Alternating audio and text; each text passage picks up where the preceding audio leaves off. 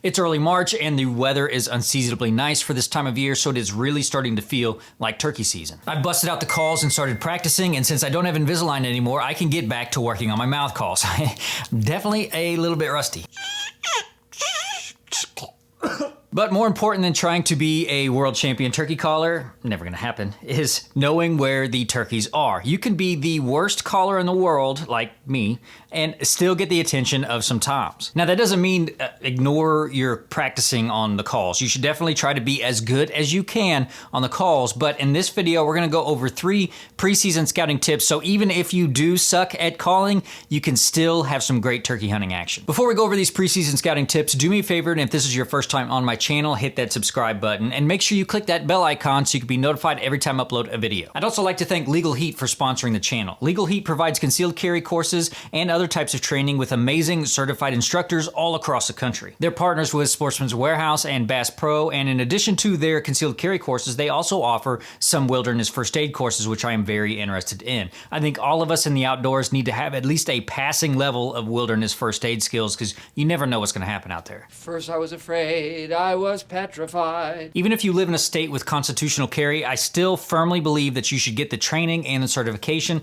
and Legal Heat can provide that at a great price. Use the link down below so you can get that training and help support the channel. So the first step to finding great turkey hunting is you got to look for the areas that have diverse habitat. Turkeys are very picky about their habitat. They cannot adapt as quickly or as easily as deer, so they need to look for very specific things. They are very picky about their food sources, their water sources. They need good nesting habitat, and they need good mature trees for roosting. Start by looking at an aerial map, and you're looking for things that are different. You're looking for hardwoods right next to ag fields or pastures, clear cuts in different stages of regrowth, old fields, and definitely recently burned areas. If you are a public land turkey hunter, you should definitely call up your conservation office and see if they've done any prescribed burns in the last few months, or if they've had any timber harvest operations going on in some of the areas around you. Also look for differences in topography. Like if you live in a mostly flat area, you're in ag country, look for some terrain, something that's got some ridges and draws. And the same goes as if you're in mostly hilly, steep terrain, look for those open, flat areas. Any place, whether that's private or public, that has multiple different habitat types near each other can make for some potentially great turkey hunting. So once you've got a list of some areas with some diverse habitat, the second step is to get out there, get some boots on the ground, and look for some sign. So you've got that list of areas with diverse habitat, you've narrowed it down so you're not wasting a bunch of time.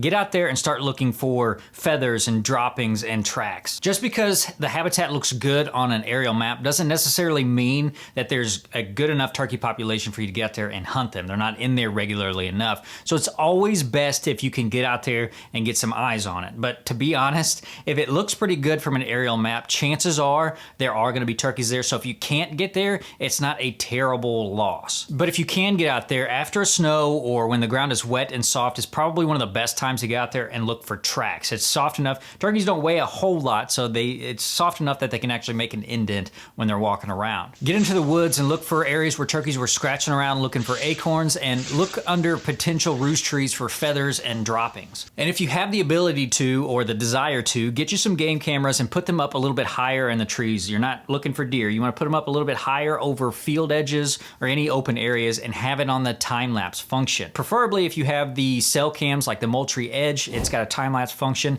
and has some great coverage. I've gotten a lot more pictures in areas I never got service before with this Moultrie Edge, so give that a shot if you have the ability or desire to put out some cameras. And so the third tip is probably the hardest thing to do because it involves getting up early before work and getting out there and listening for gobblers on the roost. The best thing to do is to start going out before sunrise about 2 weeks before the season opens and just listen. This is great if you are having trouble finding sign or you're on a time crunch, and you just get out there, listen for those gobbles, because if they're there, they will let you know where they are. Get out early on ridges or any place high up and listen for gobblers on the roost. I'll even use my Walker game ears so I can hear a lot farther and clearer than I could with my own ears. Too many shots and tools and loud metal music has left me with an almost permanent ring in my right ear. Wear your earplugs, kids. Once you hear the gobbles, try to work your way close enough to where you you can see where they're coming from, but not so close that you run the risk of spooking them. You really want to take your time. It might take you a few mornings to figure out where they are. You might have to try different ridges to really triangulate the sound, and definitely bring some binoculars with you. You really want to take your time. Don't rush in. Don't get too close because you don't want to spook them. So now that you've kind of pinpointed where they like to roost, make sure you mark it on your favorite mapping software. I like to use Onyx, but whatever you want to use is fine, as long as you mark it somehow so you can begin to plan how you're going to get there come opening morning. Once you figure out a good route, you will be aiming down on a tom in no time. So it's 3 preseason turkey scouting tips to help you start your season off right and avoid all that frustration. You won't avoid all the frustration because turkeys seem to test our patience and attitude more than any other game species out there, but at least you'll know where they are so you can avoid that part of it. If you like this video, you're definitely going to want to watch one of my other turkey hunting videos over here, so be sure to give those a watch. Hit that like button if you like this video, share it if you found it helpful, and make sure that you are subscribed so you can stay informed.